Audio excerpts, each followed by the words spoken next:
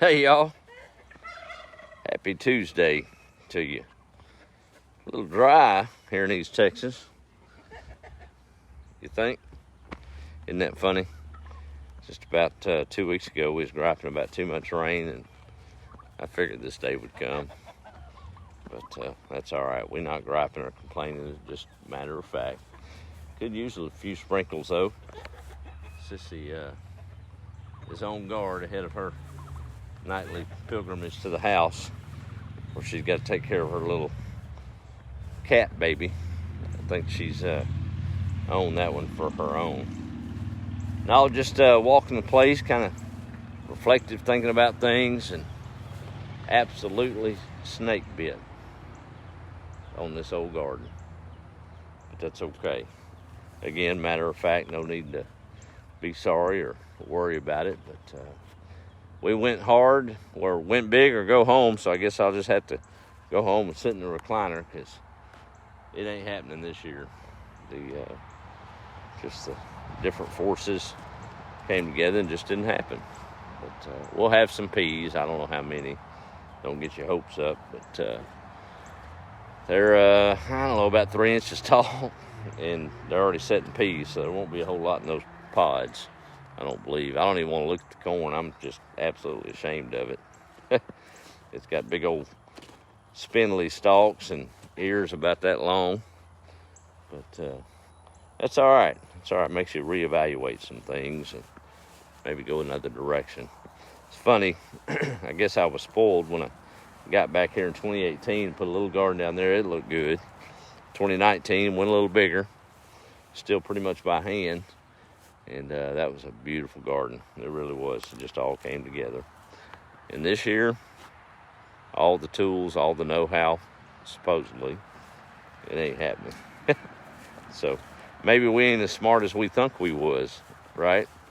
I get tickled. Somebody will ask a question and I'll be around and they're like, well, there's the gardener. I'm like, not this year. Don't ask me no questions. I don't have the answers. I do not, because this ain't happening.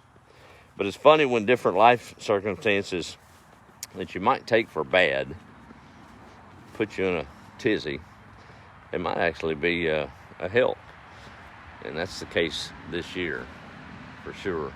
Little things like yesterday, kind of had a different day. Walked out in my flip-flops, going to go out there and get some earthworms for my compost bin and do a little fire. The mosquitoes are bad down there. Sure enough, I'm walking out toward there, and one of the flip-flops busted.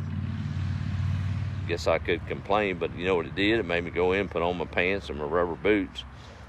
And guess what that did? Saved me from getting mosquito bit and scratched up. So there you go. Sometimes things work together for good, right? But been realizing that lately. Y'all ever put together a big old puzzle? I'm talking about a big one of them 1,000 pieces with them little old bitty pieces. We did a couple of those as a family back in the day, and I know folks do that. The big deal was find a pretty one, put it all together. Man, I was hoping it didn't have a whole lot of sky and clouds, because you could not figure out which one went where when you deal with sky. Y'all know what I'm talking about. But if it's pretty enough, you glue it with that old glue paste, puzzle paste, and then frame it and put it up in the room or something. What was the worst was getting one, and I think Mom bought one from a couple of garage sales over time, and I think it ought to be almost a capital offense to sell a puzzle missing pieces at a garage sale. Don't y'all? That just ain't right. That's a whole nother level of evil that I don't even understand. I ain't saying it happened, but I'm sure it does. But hindsight's 20/20, and I don't guess it really happened to us. But we put one together, and sure enough, we get down to the end of it, had all of them figured out except for 2 pieces that wasn't there. And we had a big hole right in the middle of the puzzle. Well, the only thing you can do is just throw it away. What are you going to do with it? Ain't going to do nothing but aggravate you. And then a few years later, you go to move, cleaning the house, moving everything out of there, and lo and behold, there they are under the oven or the refrigerator somehow. And now you're aggravated because you threw the thing away, and there's the 2 puzzle pieces that was missing all along, right under your nose. Kind of had that same situation in my life the last 3 or 4 months. Rocking along on the path, thought I had all the puzzle pieces together. Seemed like something was missing, but just kept rolling with it. But then my little wildflower came along and reconnected, and there it was. Wasn't under the refrigerator, but it was in plain sight all along. Had a good weekend, a good Father's Day down in Georgetown. I got to go out on my kayak that's been aging. Let's see, I guess it's about 2 months old. She bought it for me for my birthday, and we got to get it out in the water this last weekend. Had some good times. We looked like pure East Texas rednecks on that lake. It's mainly recreational, but that was okay. It's June in East Texas, so that means no leaves on the katabi tree because you got worms. So I packed up some worms, and we went down there and got out there in our pretty little kayaks, trying to paddle in between all the skiers and tubers and jet skiers, and we was getting the hook wet. Didn't catch anything, but we got a couple of bites, so it was the same difference. But they could see us coming, and we didn't care. Found a little old waterfall, natural spring, and that's just, that was too neat. Beautiful country down there, sure is. But good to have a partner. That old garden's got me thinking about different directions. Of course, it wasn't meant to make a ton of money by any means, but kind of want to have a yield off of it. But probably ain't going to happen this year. I researched some things when I first landed here, living off the land and find something marketable. It kind of drove me back to that a little bit since it's going downhill on that garden this year. But Mima used to tell me that old well used to have Sissy's keyed up, must see a squirrel. She ain't bonded with the squirrels yet, so they're in trouble. They'd be better off dressing up like a chicken. They might have a chance. Mima told me that old rascal that tended that well might have buried a little money out there by it, and we ain't ever took the trouble to try to dig it up. It wouldn't be a whole lot more historical than anything, but I've come to find there's a lot of treasures on this place, and it's not all money. Most of it isn't. It's in the foundational elements and the good stuff and the simple life. Getting back to what we need to be getting back to. Another piece of that missing puzzle, if you would. But we've got some big plans and some ideas, and I've always been a big dreamer. The sad part of it is I've ran across a lot of big dreamers and a lot of big ideas, and I think the common denominator is why they fail is nobody ever starts doing anything. They just have big ideas. I saw an article one time about the most expensive piece of land is usually surrounded by a fence and has a nice array of granite stones in it with dates that somebody started and somebody stopped. And I guess by truth, it does cost a lot to be buried as far as land square foot goes. But more importantly, that's where an idea died. A dream was buried with dirt because it never got activated on.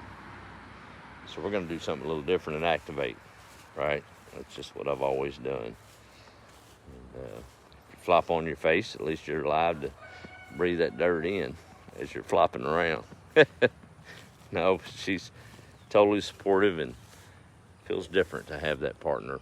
Now I know why it's so important to have that. We were brainstorming this morning on our venture to be, and I had hit a brick wall on what I needed and supplies for making it happen. And within about 5 minutes, she had it figured out, and we're on track.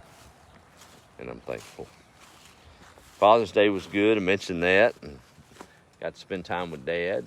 He's in the middle of a big move.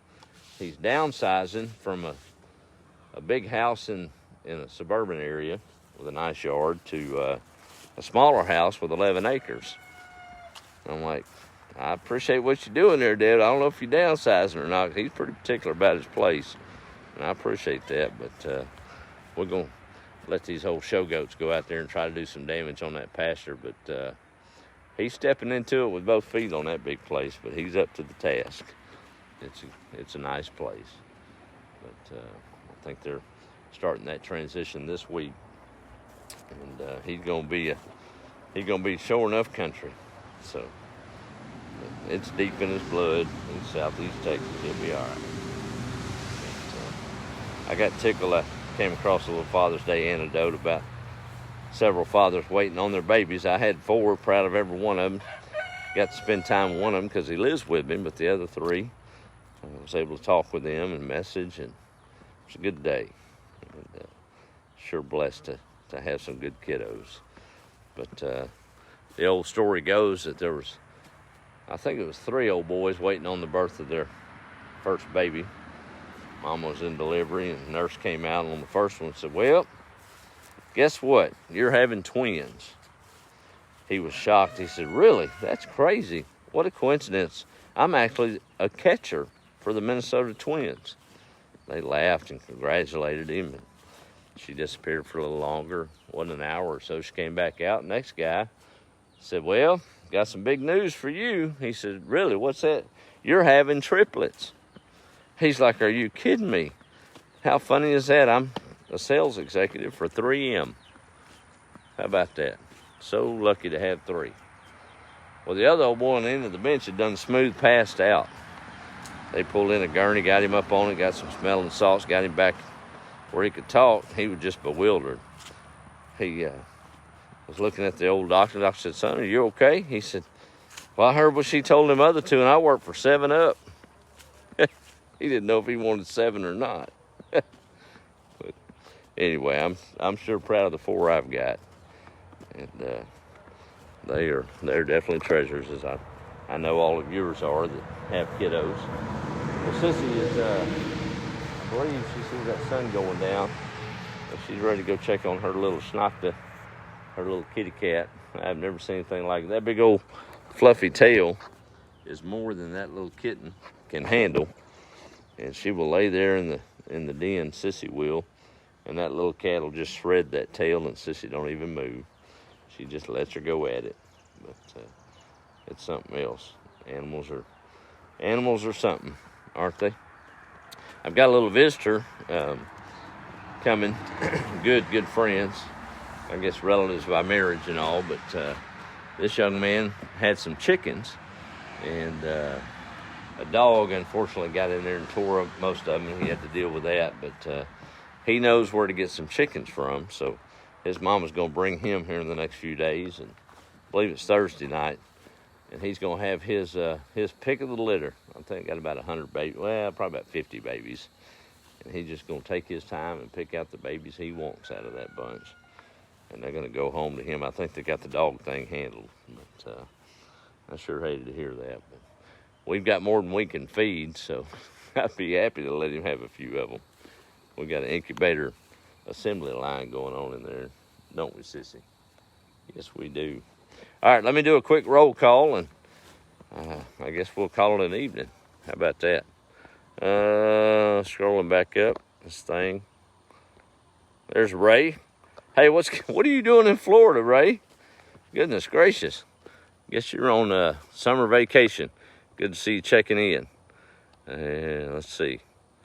Texarkana's in the house from Leanne Teston. Good to see you on. Thank you for that. Donnie's in Whitesboro, Texas. Howdy. There's Mr. Roy. Always next year. God bless you and your family. Yep, that's right. Always next year.